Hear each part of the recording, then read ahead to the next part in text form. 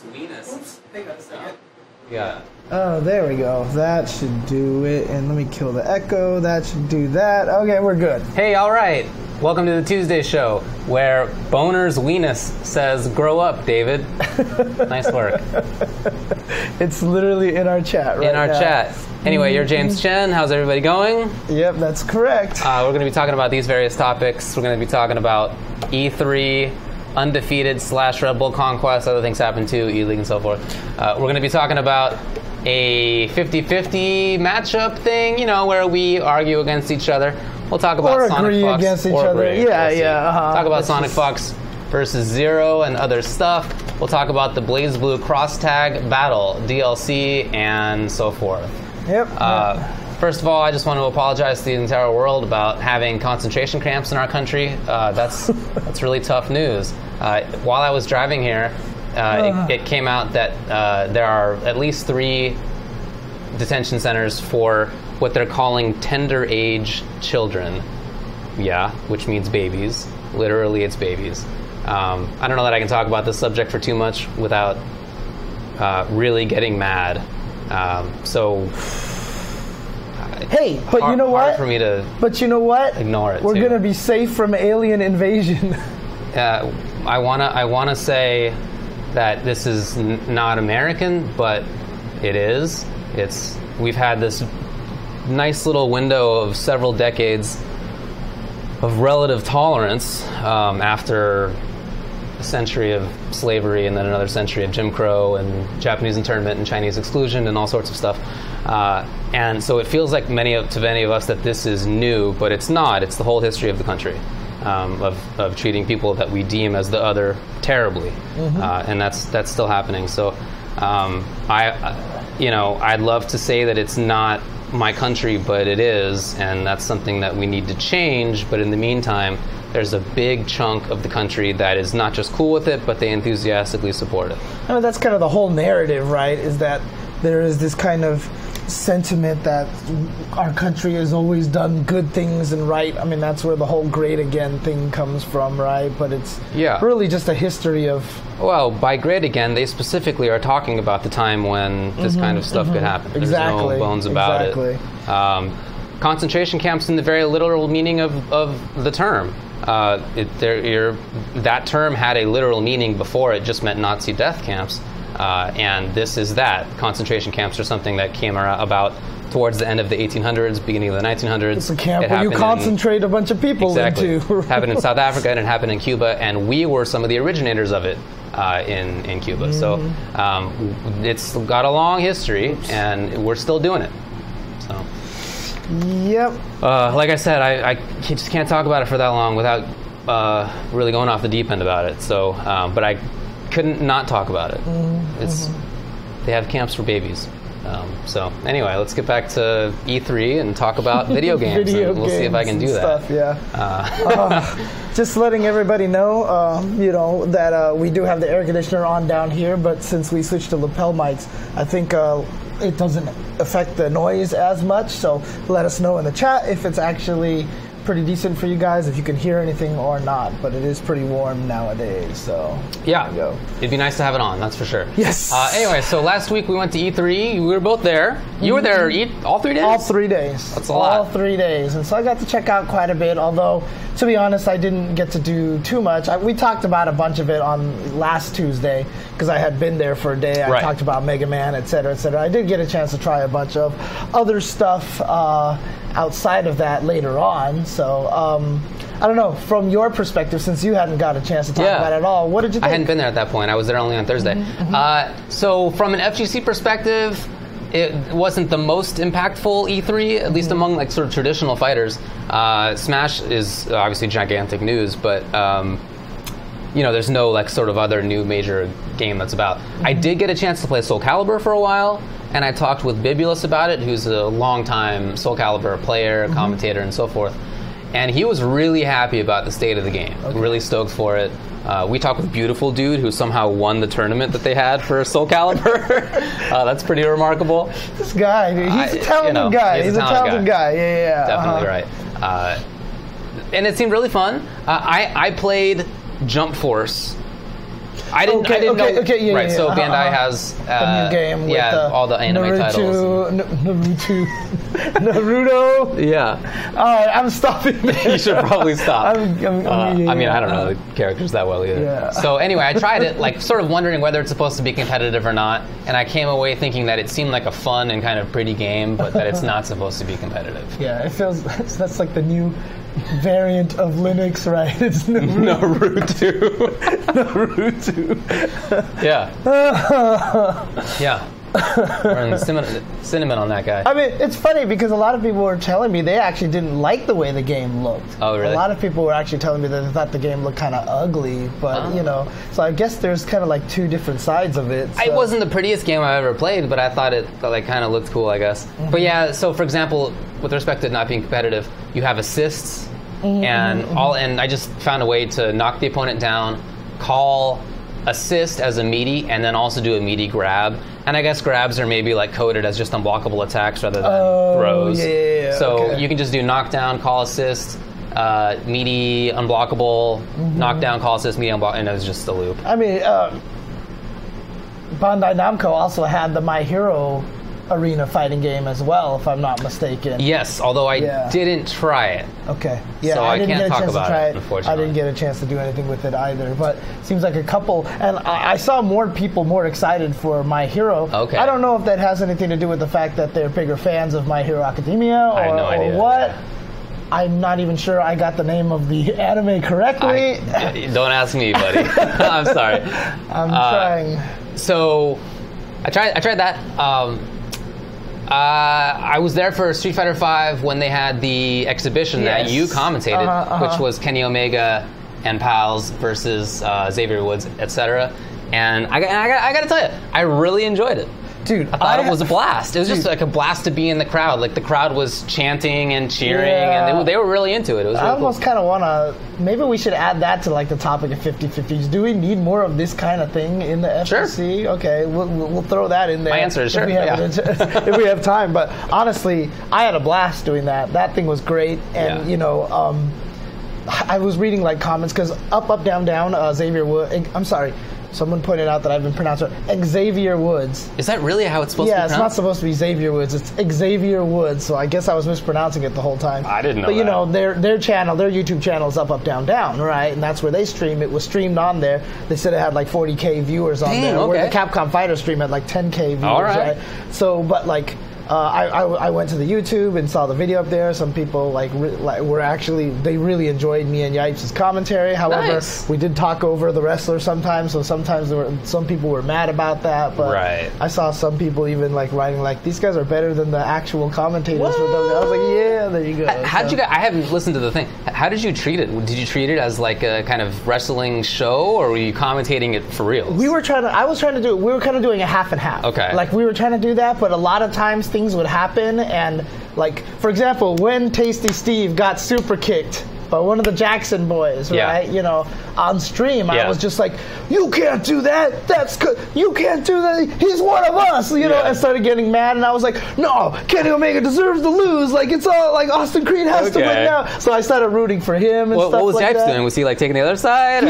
He was just kind of laughing about things and joking around, and then even like at one point in time, as Yipes always does, he's broke into some Spanish commentary, and I was like, no, you got to stop the Spanish commentary, otherwise we're going to get our table destroyed, you know. So I was, you know, making good wrestling references here. I was happy. So. But it was fun. Like we were definitely doing that. Like at first I was like complaining about like this person's cheating and that, you know. So I was trying to ham it up a little bit. Good. That's what I think you should do. I think it was fun. It was fun. So the one time that I had a chance to do that kind of thing was at CEO a couple of years ago when they also had an exhibition match there, the two same guys. And I don't know much about wrestling, and I think I was commentating with Mike Ross, who also doesn't know that much about wrestling. So we were like a little hesitant going into it, but yeah, we just kind of hammed it up, and it was really fun. I never listened to it back, to be honest, but it was really fun to do. But yeah, I thought that was great. Like I would love to see more of that kind of thing. It was a good way to bring people in. Like as I was in the crowd, it's standing room only in that crowd, and there wasn't a ton of space. So the ushers were constantly like, "Hey, everybody, pack in!" They were constantly packing us in, and there were many people who I heard come up behind me or next to me saying like, "Hey, what game are they playing? What's going on?" And then they just stood and watched, and they were like into it. So it really did bring people over and have them pay attention to it. And those guys, Xavier Woods, Austin Creed, and Kenny Omega, those guys, they know how to put on a show. I mean, they're hilarious. They're so good at that. Like, I watch it and I'm just like, man, this is too good. Yeah, they were hilarious. So good. Yeah. Mm-hmm. Yeah, and it's like I'm particularly impressed at how well Austin did, making it seem like he should lose to Kenny. What do you mean? You know how he's way better than Kenny Omega at Street Fighter? No. Kenny Omega's... Fine, all right. Okay. The real story is that Kenny Omega is way better at Street Fighter than Austin is. I was halfway through saying what I was saying. I was like, oh, okay, wait, no, he's not. Okay, I thought you got him confused or something. No. Okay. But I mean, Austin definitely did know some stuff. It wasn't like he was completely new. But I'm super impressed at how well Kenny made it seem like it should be close. Not just that it was close or that he died in stupid moments. Like, he always took advantage of a clear mistake from Austin. He always took advantage of it. So it wasn't clearly a throw. Right. But nevertheless, he went down to the final round, I think, even. So and I will tell you guys also that those peppers were definitely real, and they were definitely suffering. Yeah. Because I'll just say this much: it didn't go exactly as expected. Okay. Let's put it that way. They were suffering really badly, so they were not just eating funky looking tomatoes. Okay, yeah. they were legit suffering. So dang. Oh man, it was pretty damn funny. So. I mean, Kenny Omega, he's not even really an Alex main anymore. He's actually he plays a lot of Abigail now. Oh, right. Yeah, I actually got a chance to sit down with him before this whole thing in kind of the planning thing a few weeks ago. Now I can probably talk about it. Okay. But a few weeks ago you guys were playing?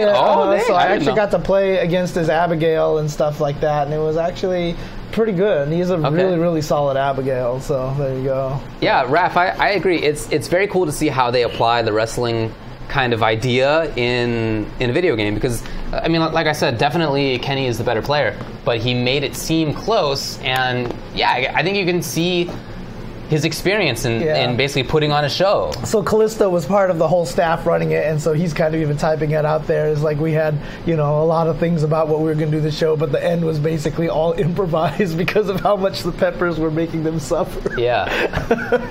It's actually pretty funny. So. And Xavier Woods tweeted from the toilet stall afterward. I don't think that was made up either. No. I'm pretty sure that's real. Well, because he actually even said, people were asking about the peppers before, they were like, how bad are they? And he was like 1 you can kind of handle. It's 2 starts to hurt, and he's 3 it passes right through you. Okay. So that's literally what he said before even anything happened. So I think it only took 2 that time. Oh man. Oh man, it's funny. Yeah. Anyway, it was really good. Nice work, everybody, on that. That was really cool. We'll talk about it a little bit more on the 50-50 segment. Sure. Okay, so yeah. As far as E3, I didn't play Smash Bros. I wanted to, for sure, but course, I went over to the Nintendo booth, and the line was forever. And I don't know that I could. Maybe I could have found my way in somehow, but I didn't have an immediate way into the back to go test it out Illuminati style. So I just kind of walked by, and I tried to watch it a lot. I was there in the booth, watching other people play it a lot. Okay. And I'm really stoked for a lot of the changes that are in there. It sounds like a more fast-paced game than Smash 4. Yeah. I really enjoy watching Smash 4 footsies, to be honest. It's just that I don't like how long it takes to kill. It just it feels like it's dragged out. Right. Yes. It's just dragged out. Because there's only so many times you can go, oh, they made it back. They made it back. And the launch is kind of slow, you know what I mean? But in Smash Ultimate, it's fast launch, it's faster movement. Dude, you know how someone described it? They was it's exactly like when you punch a balloon across the room. And when he said that, it's like you could picture exactly as boom. You know, so it is faster launch for sure. Yeah. So that's cool. And I'm also really excited for some of the character changes that they're making. I played Little Mac a lot in Smash 4, right? Okay. And he sounds like he's much improved. I really enjoyed his footsies. He's basically a Street Fighter character in that game. Right, you're just grounded footsies, and they improved that because now you can attack directly out of a dash. His side B doesn't just put him in free fall, so he won't die instantly. Death mode. Yeah. Right. Yeah. Okay. Yeah. So he definitely got improved. So I'm happy about that. They buffed Ganon, which is cool for me. Basically, the couple characters that I played. I haven't heard what happened to Bowser yet, but I'm interested in that. I'm curious to see what they do to Zelda. Because she's always been kind of crappy. Yeah, so I read about it a little bit. Oh, yeah? They sped up a lot of her frame data. Oh, nice. So she has faster buttons. Things basically work faster and better. It seemed like there were a lot of buffs to her. And what I read about it wasn't that they thought that she'd be like crazy good or anything, but that she would be more maybe viable. usable. Okay, yeah. Because she's always been one of my favorite characters to use since Melee. Yeah. I used her instead of Sheik just because I wanted to hit people with Shu. Okay. I wanted to hit people with jumping side A or back A, fair or bear, because when you got them with that sweet spot and it killed them, that was like my favorite thing to do, right? So I tried playing her in Smash 4. And she just didn't cut it. And the other character, my main character is Ness. Yeah. Right? And Ness was much better. Yeah. So there was just no reason to play her. So when this one comes out, I will definitely be sticking with Ness and Zelda and see if there's anybody else I might want to pick up. But maybe Mega Man and Pac-Man. Pac-Man was another one that I played you really a lot like of. Pac-Man. Yeah, that's right. Yeah. So we played this game a lot when it first came out. Again, we always told the story. We played on the plane. Yeah, we were playing on the plane. It was cool. A third person joined our lobby randomly on the airplane, and we were looking around, and some guy held up their DS, and we were like, sick. And the guy was good too. He was pretty good. So it was fun. Yeah. So in Smash 4 I played Little Mac the most, but I played Ganon too, and I also played Villager. And I don't know what happened to Villager. I just haven't read about it yet. But I feel like each of them is really interesting, and I'm really looking forward to how and Little Mac had that problem, kind of the Zelda-ish problem too in Smash 4, was that in the end he just wasn't very good. Oh, he definitely sucked. It was too easy to knock him off, and his recovery was too bad. Yeah, exactly. But yeah, so at least in the E3 build, his side B doesn't put him in free fall, so he can do, as a recovery, he can do side B, then jump, then up B, right? So he has a lot more recovery. Okay, gotcha. It's a lot better. Yeah. And yeah, I mean, it's a really cool idea. They added, obviously, the directional air dodge, which can help you get back on stage a little bit. Can't wave dash as much, and, I know there's some contention on that, but we'll get to that topic in the 50-50 matchup. Okay.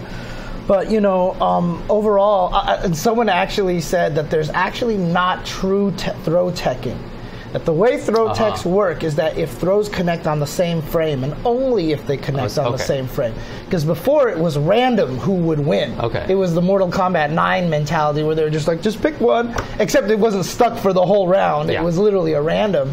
And they didn't want that anymore. So now if you both tech at the same time, you break apart. But if it's even one frame off, whoever gets it first wins, and you can't break it, basically. So that's how it would work right there. So. Oh man, yeah, D1's reaction to Snake happening was the best. Well, which one? Oh, you didn't see that? I didn't see it. Oh, yeah. no. He just freaked out. Oh, on stream when he saw the reveal for Snake? Okay. Yeah. It was a good one. Yeah, so it's very similar to Guilty Gear. Although it was port priority. The funniest thing is, whenever me and my friend played Guilty Gear, because he threw so often, we saw so many perfect breaks, throw breaks, because we were just throwing each other all day. It was actually kind of fun. Is it a port or new game? God. I mean, do you see Max's little experiment, dude? But dude, it's a new game. It's a new game. Right? Yeah, obviously. I don't know. Really. Yeah, anyway, I'm really looking forward to it. Yeah. So a lot of good things there. I did get a chance to mess with Soul Calibur 6 a little bit as well. I got to play against Joe. Okay. This was the first time I really kind of touched Soul Calibur, and immediately my first impressions were, wow, this game is fast. It's just run around and attack, swing and attack, and it's I'm going to parry, I'm going to do this. And it was stuff was happening. And immediately, I could obviously tell I had no idea what I was doing, right? Yeah, but that's not a problem. But the most telling thing to me was I really want to sit down and training mode the game. Okay. Like, I know when I'm excited about a game because I'm like, shit, I just need a training mode. And like, because it was very similar to Tekken when I first started learning Tekken, like understanding crouching from crouching, you know, while standing, doing all this stuff. And a lot of this stuff exists in Soul Calibur, but it's a little different because at first when I was playing against Joe, I was like, let me try doing a crouching kick so I can sweep, right? And I couldn't crouch. And I was like, what the hell, Joe? How do I crouch? I saw you do it. He's like, you have to hold guard and hit down. And like things like that, I don't know yet. You know what I mean? And so like, I want to sit down and learn all this and figure out the movement and how everything works. So I'm kind of excited for it. But, you know, Bandai Namco interviewed me and Joe at one point after playing it to ask our opinion. And, you know, I said this to them and I told them I'm not saying it just because they're interviewing us. I really mean it honestly.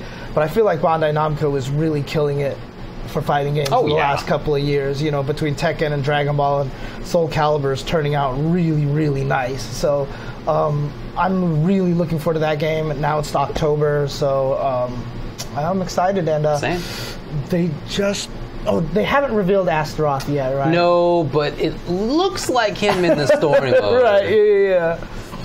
Yeah. Movement. Hopefully he's in there. Movement is a big part of that. The 8-way run is super important. And of course, I found out that L.I. Joe has a waifu. He picked Ivy, right? And he's like, and he made the mistake. He was like, Ivy is my favorite like female character in all of fighting games. Like he was like, you know, I've always played Ivy, blah blah blah. And I was like, so she's your waifu? And he was like, I hate that. He doesn't like that? Oh, yeah? I was like, but she's your wife. He's like, do we have to call it that? I'm like, yes. Yes, we have to call it that. But, I mean, he actually just liked the concept of being the sword, being able to break into pieces and do whips and the cool stances and everything like that. Sure. Exactly, right? Yeah, I read the Soul Calibur Kotaku article. I thought it was interesting. I mean, the person who wrote it obviously likes the game a lot. But what I found most interesting in that article was that the designer said that they come up with the weapon first and then design the character around the weapon. I kind of don't know how they got Ivy out of like, that whip thing, but I mean, her weapon is definitely sick. Right? Yeah, it's a cool idea. Yeah, cool. But they definitely just need to go the Senran Kagura route. Where the designer of that game was just like, I just like boobs. Just say it, you know. I just like boobs. I mean, because Soul Calibur went from like Sophatia and Talum, they were like pretty modest, and then all of a sudden, I forgot which game it was, but they all of a sudden just like... They got blown up. Yeah. For sure. But yeah, man, I'm looking forward to it. I'll be playing the big boy. Well, assuming that Astaroth's in the game, right? But I never took Soul Calibur seriously enough to have a secondary. But I think that I probably would be Ivy because I really like the idea of her weapon and her range and all that sort of stuff. Dude, I was having trouble fighting against Joe because he was using that character, and I was going with Maxi. Oh yeah, you got to get in. The nunchucks like doesn't quite have the same range and everything like that. And then, so Maxi's my character. First time I saw the kata display in this first Soul Calibur in the attract mode, I was just like, this is beautiful. And, you know, growing up, my dad used to watch Bruce Lee movies all the time. So I was like, with Li Long, I really wanted to play with the nunchucks, right? Second character that I play is Killick, so I might try him as well because he looks like a Romance of the Three Kingdoms character. Okay. So I might try to use him a little bit as well, so... no, I'd be surprised if they changed it. Yeah, Ivy's not changing, dude. Ivy's not changing. Yeah. But yeah, looks very cool to me. Yeah. Looking forward to that game. Anything else to say about E3? I did not get a chance to try Tetris Effect.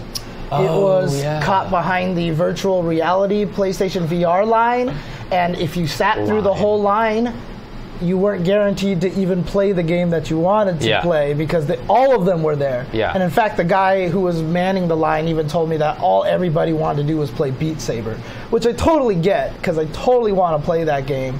It's a virtual reality rhythm game. Okay. But basically, you carry two things. So you're basically lightsabers, and it's a red lightsaber and a blue lightsaber, and blocks come at you with the direction that the arrow that you're supposed to chop it with the color. Yeah, I saw the trailer. With the color for it, so you actually have to breakdown, I guess. Yeah. So it just looks really sick.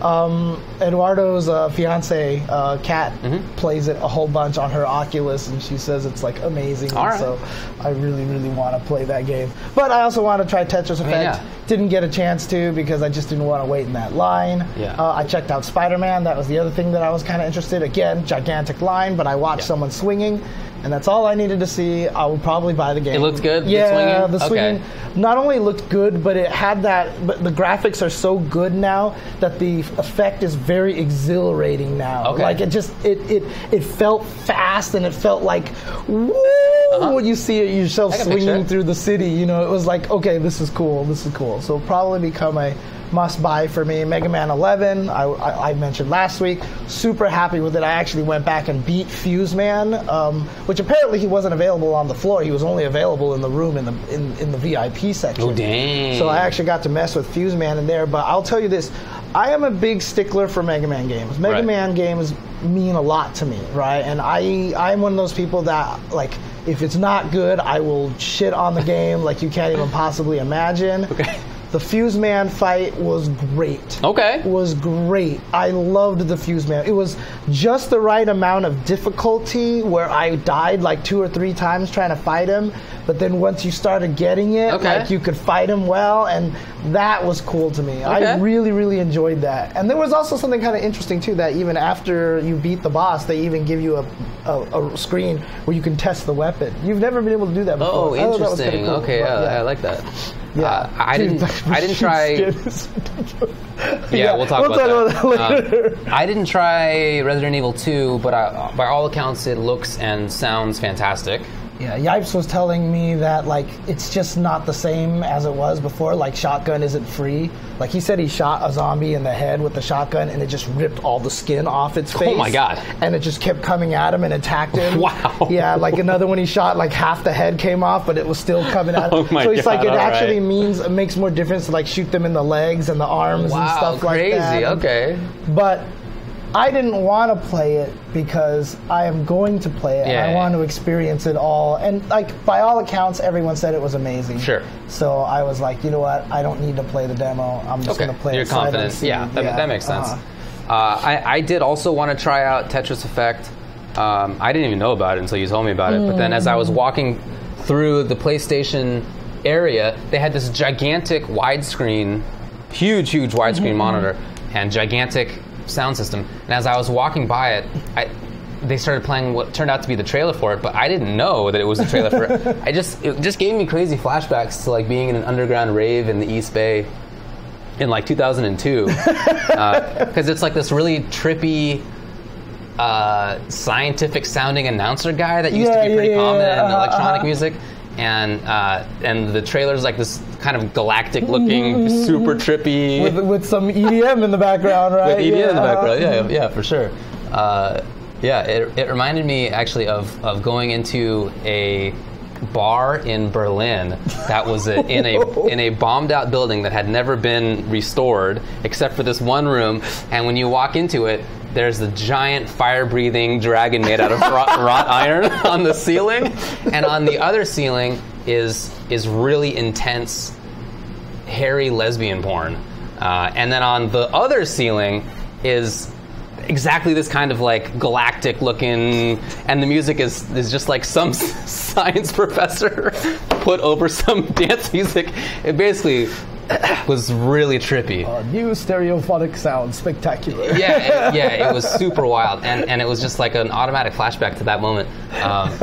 So I tried to play Tetris Effect, but I ran into the same thing of needing to stand in the line and then not being sure that I could get in there. So. Oh man, someone actually on the top was talking about Street Fighter Cross Mega Man. Do you remember that game that came out? Someone made, and it was because it was the guys in. I think it was the Singapore guys. Remember how they had, like, the Z and the CN Mega Man characters blowing up the car, and then eventually that guy made a Mega Man versus Street Fighter that Capcom backed, and they kind of came out of it. What was actually cool about that, it wasn't an official, like, Capcom game or whatever like that, but it actually was listed on their Mega Man timeline on the wall. Cool. It was actually listed there, and I took pictures of it, and the guy from Singapore who made it saw my picture and, like, liked it and stuff like that. And it's just like, how cool is that? Yeah, how cool is that it was, like, acknowledged for him? Yeah, it was free, absolutely. So, you know what? I never played it. You know what the sad thing is? I have it on my PC. Like, it's sitting there on my desktop right now. But the thing is, I just don't play games on my PC, so I never sat down and played it. With the times. So, yeah, I know, but we'll see. We'll see what happens. So. I would not have described it as being sexy porn. It was really intense. It was like not. It was like on the harsher side, okay. So I was like not into it, but it was just like part of the atmosphere. Right. You know? Okay. Really, it's a weird place. Guess it goes with the flaming dragons and crazy EDM music. Okay, but let me think. Everybody was a terrible dancer there, so it was great. I fit in. Was there anything else at E3 that caught my attention?